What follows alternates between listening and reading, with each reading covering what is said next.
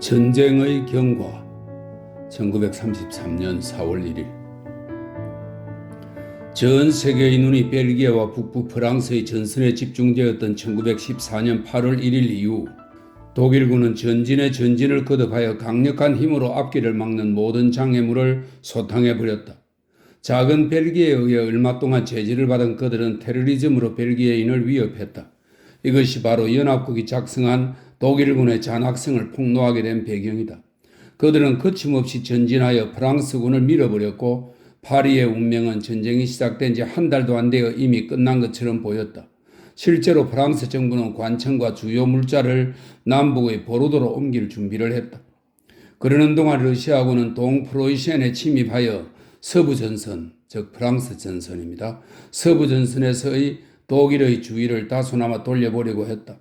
프랑스와 영국은 스팀롤러라고 불리기도 한 러시아군이 베를린을 향해 진격할 것을 기대하였다.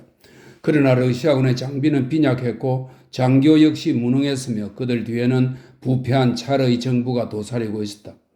러시아군은 갑작스러운 독일인의 반격으로 동프로이센의 호수지대에서 무참하게 패배했다.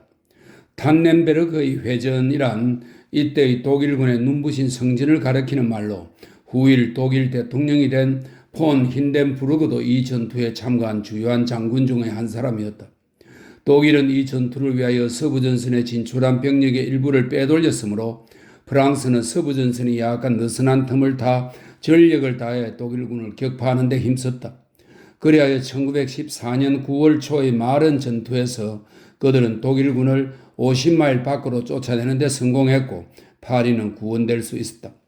이로써 프랑스와 영국은 잠시 숨을 돌릴 수 있게 된 것이다.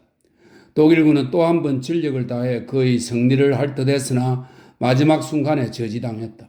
양군은 이번에는 땅을 파서 몸을 감추는 새로운 전투 방식인 참호전을 사용하였는데 전쟁이 끝날 때까지 서부전선에서는 두더지처럼 참호전을 계속했다. 이 전선에서의 독일과 프랑스 양군은 처음부터 수백만의 병력을 가지고 있었고 영국의 작은 부대까지도 여기서는 급속히 팽창하여 역시 100만을 헤아리게 되었다. 동부전선에서 러시아군은 자주 오스트리아군을 무찔렀으나 독일군에게는 여전히 패배하고 있었다. 이 전선에서의 피해와 사상자 수는 막대했다. 생각으로는 서부전선은 참호전이나 피해가 덜한 것 같지만 실은 그렇지도 않았다. 수천의 병사들이 참호 진지를 향해 성공할 가망도 없는 돌격을 되풀이해야 했다. 인간의 생명이 놀랍도록 무참하게 사용된 것이다. 전쟁의 위협은 이 밖에도 도처에 있어 터키는 수에즈 운하를 습격하려다가 격퇴되었다. 이집트는 1914년 12월에 영국의 보국이 되어 영국은 곧 새 입법회의를 중지시켰고 수많은 이집트의 민족주의자들을 형무소로 보냈다. 이집트에 시행된 검열 제도에 대해 런던 타임즈는 야만적인 무자비라고 평했다. 이 나라는 전쟁이 계속되는 동안 내내 군법으로 다스려졌다. 또한 영국은 쇠약해진 터키 제국의 약점을 이용하여 이라크, 팔레스티나와 시리아를 공격했다. 아라비아에서는 영국인이 아랍인의 민족주의적 감정에 편성했으므로 터키에 대항하는 아랍인의 반란은 영국의 돈과 물자에 의한 뇌물로 조직된 것이다. 영국의 아랍 파견관이었던 T.E. 로렌스 대령은 이 반란에 깊이 관여하고 있었는데 후에 그는 서아시아의 많은 운동의 이면에서 활약하여 기적의 사람으로 유명해졌다. 그러나 영국이 터키의 심장부를 직접 공격한 것은 1915년 2월 영국 함대가 다다넬즈 해협을 탈취하고 콘스탄티노플을 점령하려고 할 때 시작되었다. 만일 이때 영국이 성공했더라면 터키를 쓰러뜨린 것은 물론 서아시아에서의 독일의 영향력을 배제할 수도 있었을 것이다. 그러나 그들은 실패했다. 터키는 용감하게 싸웠고 더구나 주목할 것은 무스타파 케말 파샤가 이때 공적을 남긴 일이었다. 서부 및 동부 아프리카의 독일 식민지도 연합국의 공격을 받았다. 이런 식민지들은 독일과 연락이 완전히 끊겨 잇따라 굴복했고 중국에서도 독일의 조차지가 쉽게 일본군에게 함락되었다. 일본은 극동에서는 별로 할 일이 없었기 때문에 아주 안락한 나날을 보내고 있었다. 그러면서 일본은 이 기회에 중국을 위협하여 온갖 종류의 권익과 특권을 제공하도록 요구했다. 연합국 측의 뇌물을 받고 비밀 조약을 맺은 이탈리아는 1915년 5월 정식으로 참전했다. 2년 동안 이탈리아군과 오스트리아군은 전투를 계속했으나 별로 큰 성과는 올리지 못했다. 이때 독일군이 오스트리아군을 원조하러 오자 이탈리아군은 패퇴하여 오스트리아와 독일군은 베네치아 가까이까지 진격했다. 불가리아는 1915년 10월 독일에 합류한 얼마 후 오스트리아, 독일군과 협력하여 세르비아를 경멸시켰다. 세르비아의 군주 베탈 1세는 패잔한 군대를 거느리고 연합국 함선으로 피신하지 않으면 안 되었으며 세르비아는 독일의 지배하에 들어갔다. 루마니아는 발칸 전쟁에서 취한 태도로 특히 그 기회주의성이 널리 알려져 있었다. 이 나라는 2년 동안 대전의 경과를 지켜본 끝에 1918년 8월에 연합국 측에 가담했으나 이내 독일군의 공격에 압살당하고 오스트리아와 독일군에게 점령당했다. 이리하여 중유럽의 독일과 오스트리아 양국은 벨기에, 프랑스 동북부, 폴란드, 세르비아 및 유마니아를 점령하게 되었다. 이처럼 전쟁의 일부만을 보면 승리는 대개 그들에게로 돌아갔으나 전투의 핵심부는 서부전선과 해상에 있었는데 이 방면에서는 조금도 진전하지 못했다. 서부전선의 양군은 죽음의 포옹 속에 서로 얽혀 움직이질 않았다. 해상에서는 연합국이 우시아의 해로를 장악하고 있었기 때문에 연합국은 독일과 오스트리아에 대한 식량과 물자의 공급을 차단했다. 이 봉쇄는 독일과 오스트리아로서는 무서운 시련이었다. 식량은 바닥이 나고 기근이 코앞에 닥쳤기 때문이다. 전투는 쉴 새 없이 계속되어 마치 산불이 메뚜기 떼를 불살라버리듯 인명을 빼앗았고 시간이 흐름에 따라 전황은 더욱 파괴적이고 야만적인 양상으로 변해갔다. 독일이 독가스를 사용하기 시작하자 쌍방이 다 이것을 사용하게 됐다. 비행기는 폭탄 투하를 위해 더욱 많이 이용되었고 처음으로 영국 측에 탱크라고 하는 괴물 같은 기계가 출현해 송충이같이 기어다녔다. 전선과 후방에서 또 자기 나라에서도 쓰러지는 사람은 부지기수였고 여자도 어린이도 기아와 빈곤에 시달렸다. 특히 독일과 오스트리아는 봉쇄작전으로 인해 더욱 비참한 기아 상태였다. 과연 어느 쪽이 이 시련을 딛고 마지막까지 살아남을 것인가? 또한 어느 군대가 상대방 군대를 먼저 지치게 만들 것인가? 연합국의 봉쇄작전은 성공할 것인가? 독일의 잠수함이 영국의 식량 공급을 제한하는 작전에 성공할 것인가? 양측의 모든 희생과 고투의 거대한 기록을 펼쳐가며 승리와 복수에 전념했다. 그들은 이제 전쟁이 시작된 연휴조차 잊고 있었다. 이 전쟁의 말기에는 도처에 어두운 구름이 끼었다. 전쟁을 하는 나라들의 모든 가정은 슬픔과 피로와 환멸에 쌓여 있었다.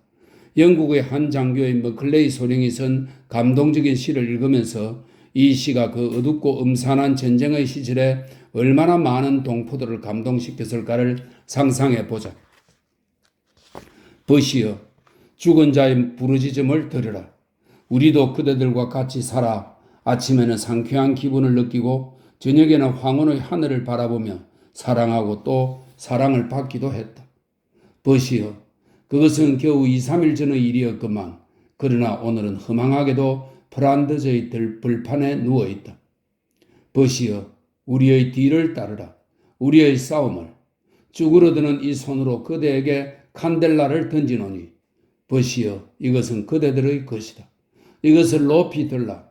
만일 그대들이 죽어가는 사람의 마지막 호소를 저버린다면 우리는 도저히 잠들지 못하리라.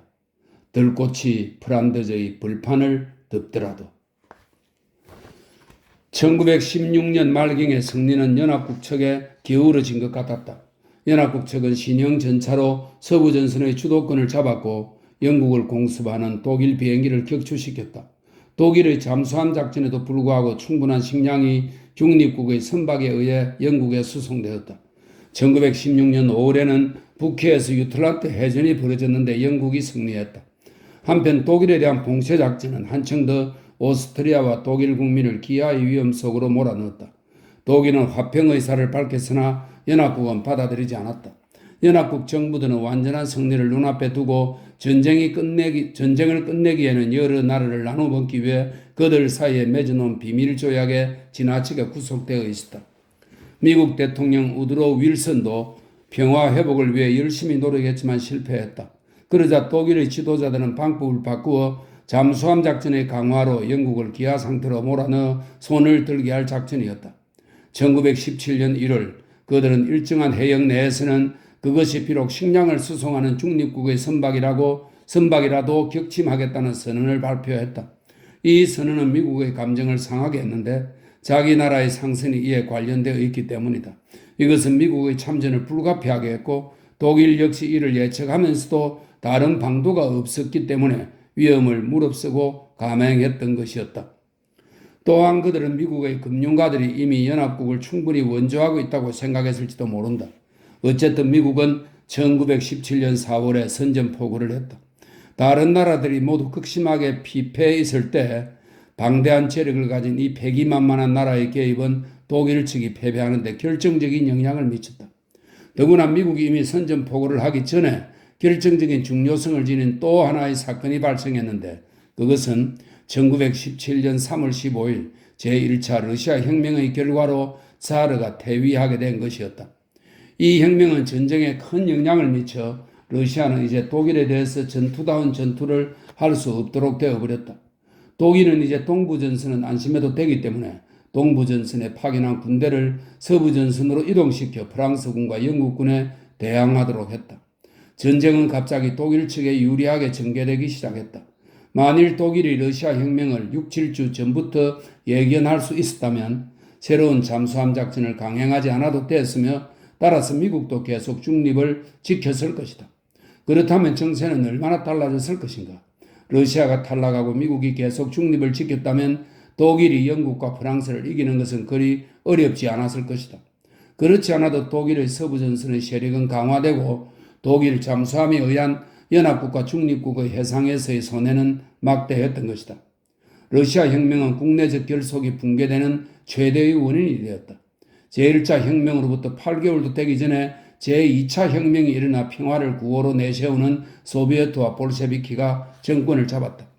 그들은 교전국 전체의 노동자와 병사들에게 평화를 호소했다. 그들은 이 전쟁이 자본가의 전쟁이며 노동자는 제국주의적 목적을 달성하기 위한 총알바지로 이용된다는 것을 지적했다. 이런 호소가 전선에 있는 병사들의 귀에까지 닿아 상당한 반향을 일으켰다. 프랑스군의 내부에는 이것 때문에 자주 폭동이 일어나 가까스로 진압을 하곤 했다. 한편 독일 병사들에게 준 효과는 더욱 커서 많은 연대가 혁명 후의 러시아 군대와 더불어 함께 어울려 즐기기까지 했다. 이런 연대가 서부전선에 옮겨지자 그들은 이 새로운 복음을 다른 연대에 전했다. 전쟁에 지쳐 사기가 떨어진 독일군에게 전파된 새로운 사상은 독일을 내부적으로 약화시키기에 충분했다. 그러나 이러한 징후를 미처 깨닫지 못한 독일 정부는 1918년 3월에 소비에트 러시아에 대한 고압적이고 굴욕적인 강화를 강요했다. 소비에트는 다른 방도가 없었고 또 무엇보다도 평화를 원했으므로 이것을 받아들였다. 1918년 3월에 독일군은 서부전선에서 마지막 작전을 감행했다. 독일군은 영국과 프랑스 진지를 돌파하여 적의 부대를 격파하면서 바로 3년 전에 자신들이 격파당한 마른 강가에 다시 도달했다. 이 사력을 다한 전투는 독일을 몹시 쇠잔하게 했다. 그동안 연합국은 과거의 씁쓸한 경험을 거울 삼아 미국의 새로운 부대가 도착하자 단일한 최고 지휘권 아래 서부전선에서 완전한 합동작전을 펴었다. 연합국 총사령관은 프랑스의 포시 원수가 임명되었다.